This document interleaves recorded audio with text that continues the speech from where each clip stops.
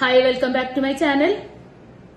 ഇന്നത്തെ ടോപ്പിക് എന്താണെന്ന് വെച്ചിട്ടുണ്ടെങ്കിൽ, എന്റെ ഒരു ഫ്രണ്ട്, അവള് ധാരാളം ഡിപ്രഷൻ അനുഭവിക്കുന്നുണ്ട്. അവൾക്കൊരു ഫ്രണ്ട് ഉണ്ട് വെച്ചിട്ടുണ്ടെങ്കിൽ, ഒരു ബോയ് ഫ്രണ്ട് തന്നെയാണ്. വിവാഹ ജീവിതത്തിൽ കുറച്ച് ബുദ്ധിമുട്ടുകൾ അനുഭവിക്കുന്ന അവൾക്ക് ആ ആൺ സുഹൃത്തിനെ വിളിച്ചാൽ എങ്ങനെ ഇരിക്കും എന്നുള്ള ഒരു ചോദ്യത്തിന് ഉത്തരമാണ് ഞാൻ ഇന്ന് നോക്കിയത്. അതിനുള്ള ഉത്തരം നിങ്ങൾ കൂടി പ്രയോജനപ്പെടുകയാണെങ്കിൽ നല്ലതായിരിക്കുമെന്ന് വിചാരിച്ചതുകൊണ്ട് ഞാനിതിവിടെ ചെയ്യുന്നു. ഓക്കെ, ഇവിടെ ആദ്യം വന്നിരിക്കുന്ന കാർഡ് ഏസ് ഓഫ് വാണ്ട് ആണ്. ഏസ് ഓഫ് വാണ്ട് എന്ന് പറയുമ്പോൾ തന്നെ അത് സ്വർഗത്തിലോട്ട് വളരുന്ന ഒരു വാണ്ട്, ഇതിനെ സൂചിപ്പിക്കുന്നത് പോലെ തന്നെ അതൊരു സമൃദ്ധിയെയും സന്തോഷത്തെയും ലവ് അഫെയറിലുണ്ടാവുന്ന അല്ലെങ്കിൽ സ്നേഹബന്ധത്തിലുണ്ടാവുന്ന ഒരു ഉയർച്ചയായുമാണ് കാണിക്കുന്നത്. ഈ ഫ്രണ്ടിനെ വിളിക്കുന്നതിലൂടെ അവർക്കൊരു മനസ്സന്തോഷം, സമാധാനം കിട്ടുമെന്ന് തന്നെയാണ് എനിക്ക് പറയാനുള്ളത്.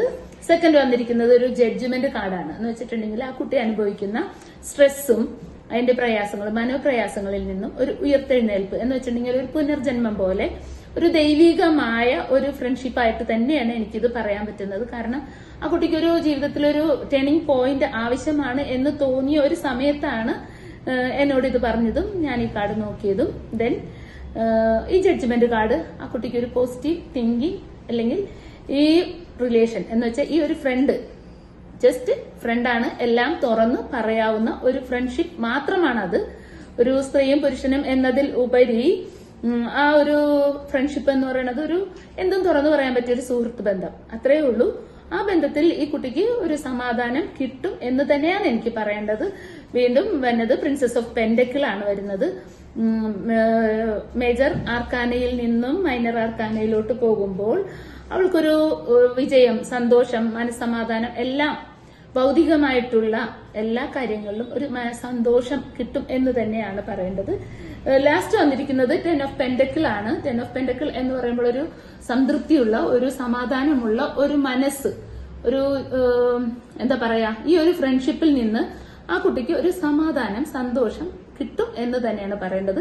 പക്ഷേ ഇവിടെ അവളുടെ ഈഗോയാണ് പ്രശ്നം ഉണ്ടാക്കിയിരിക്കുന്നത്. കാരണം പ്രിൻസസ് ഓഫ് പെന്റക്കിൾ എന്ന് പറയുമ്പോൾ ഒരു ഇച്ചിരി ഈഗോ ഉള്ള ഒരു ലേഡി പേഴ്സൺ തന്നെയാണ് കാണിക്കുന്നത്. അത് മാറ്റി അവളൊരു സമാധാനമുള്ള, സന്തോഷമുള്ള ഒരു ഫ്രണ്ട്ഷിപ്പ് പോകും എന്ന് തന്നെയാണ് പറയാൻ എനിക്ക് ഇന്നത്തെ ഈ ഒരു റീഡിങ്ങിൽ പറ്റുന്നത്. ഈ കുട്ടിക്ക് സന്തോഷം, സമാധാനമുള്ള ഒരു നല്ല ലൈഫ് ഉണ്ടാവട്ടെ എന്ന് ആശംസിച്ചുകൊണ്ട് ഇന്നത്തെ വീഡിയോ ഞാൻ വൈൻഡപ്പ് ചെയ്യുകയാണ്. നിങ്ങൾ എന്റെ ചാനൽ ഇഷ്ടപ്പെടുകയാണെങ്കിൽ മേളിൽ കാണിച്ചിരിക്കുന്ന നമ്പറിൽ പേഴ്സണൽ കോളിന് നിങ്ങൾ വാട്സപ്പ് ചെയ്യുക. വീണ്ടും കാണുന്നവരെ താങ്ക് യു.